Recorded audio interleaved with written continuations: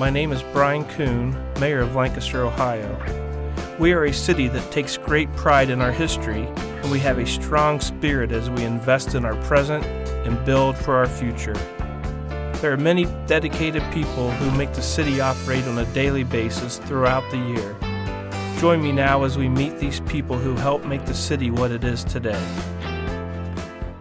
Hi, welcome to Today in Lancaster. My name is Brian Kuhn. I'm the mayor of the city of Lancaster, and with me today is my guest, Paul Martin, Service Safety Director. Paul is, as I said, Service Safety Director, and he's the number 2 guy in the city. He's my right-hand man, and we've been working together now since the 1st of January.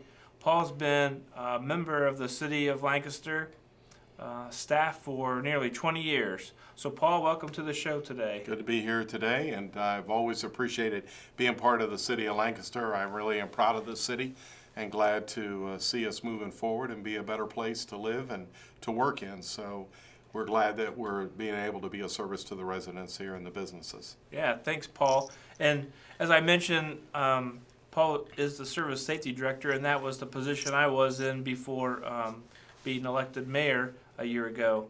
The Service Safety Director is over the police and fire departments as well as all the service departments that the city has. So today we're going to talk about those departments with Paul. So Paul, let's talk about the police and fire first. Can you tell the viewers out there a little bit about our staffing size for the police and fire? Well, we're currently proud of our police and fire. We think that we are now in our budget process right now trying to figure out what we're going to be spending and taking in a revenue for 2017. So I'm really glad to be able to say that we're going to be able to maintain our current staffing for police and fire as we go into 2017. Right now we have about 69 employees in the police department. Out of that 69, we have about 17 of them that are actually civilians, not sworn officers, but the other are sworn police officers, and they all serve different roles. We have detectives, we have some command staff from sergeant, lieutenant to captains to our chiefs, and then we also have our regular patrol officers that are in the cruisers out patrolling 24 hours a day, 7 days a week. And then our civilians, we have about 17 civilians in the police department. 12 of them are mostly those in our communication rooms that receives all of our 911 calls, and as well as just a call to general information where they want to report something, but it's not necessarily an emergency. That is 12 fantastic people working there. They are such a good group of employees that know how to multitask. The mayor and I both have been in that room at times just to observe what our 911 center does. The county also has a 911 center, just as impressive. And these employees take all kinds of emergency calls, but they might take a call that is not as critical, but they're ready to perform their duty and get that correct information out to our police officers. We use a lot of data entry, so a lot of our cruisers, all of them have a computer in there, and a lot of information comes up to them right away as they respond to a call. I'm really proud about that because our officers have a lot more information before they go into a call that's there, and it really helps us in a lot of ways. You'll also notice that in the police department, we've just introduced, a lot of other departments have done this already, but we've introduced some SUVs. We're thinking about going and continuing that trend for our new patrol cars that are out there to go from just a regular car. We've had some Fords and Chevys and Dodges, but now we're going to move into an SUV. Gives us a little bit more room. We still have room in the back seat for those who should not be back there but need to be there and transported somewhere else. And but we're hoping that you don't have any problems with that. But our police officers are out there, and it's really great to see all of our shifts work with every sworn officer that we have. You know, you mentioned the shifts, Paul.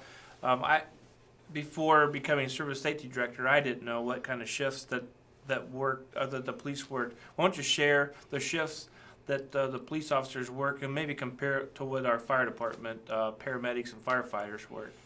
Yeah, even as we have 69 officers in the police fire department, we have about 70. The fire department works 24-hour shifts. They come on about 7 o'clock in the morning.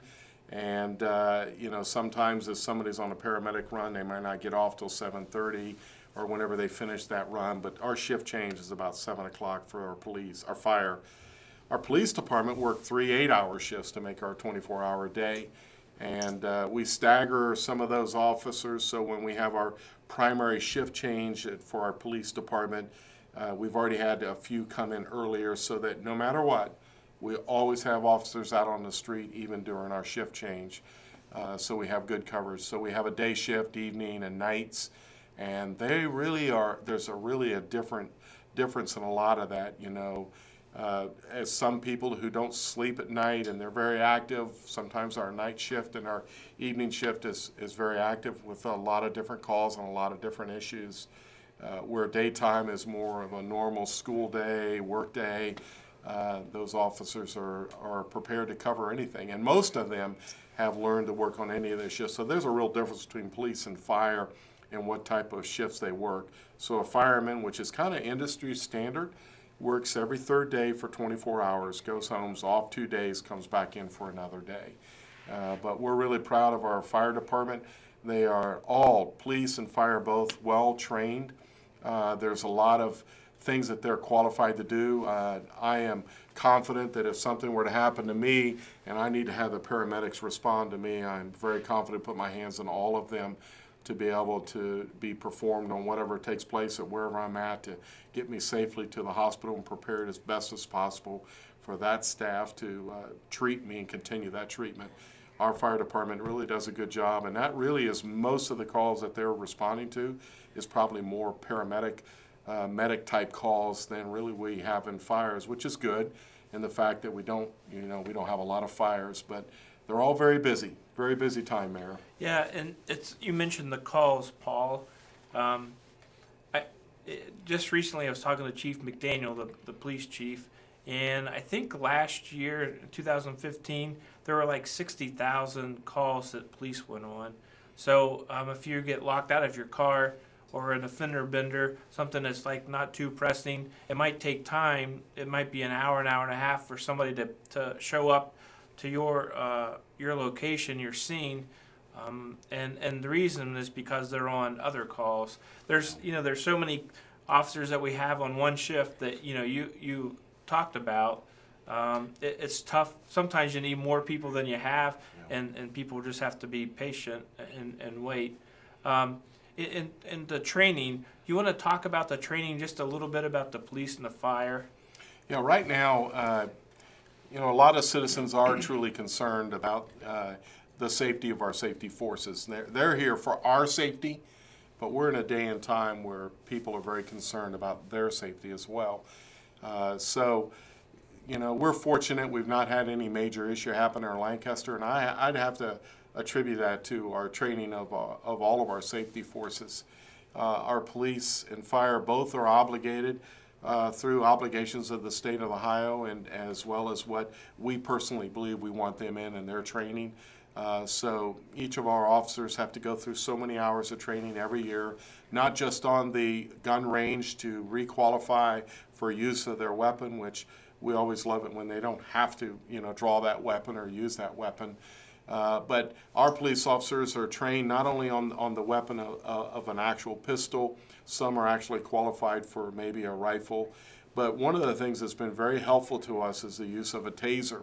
And so you see our police officers have that as another choice, because one thing that we're obligated to do now with the times that are happening in our safety forces, police have to get training on use of force. It's called use of force training, where if I'm going to engage into a person that needs to be forcibly constrained or put under arrest and there's a force used, how do we do that properly? When is the proper time, and what proper method should I use in getting that force implemented on that assailant or whatever they're having to deal with?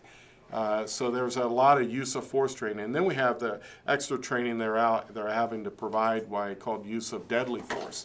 And that's probably been in the news. Many of you are very well aware of that.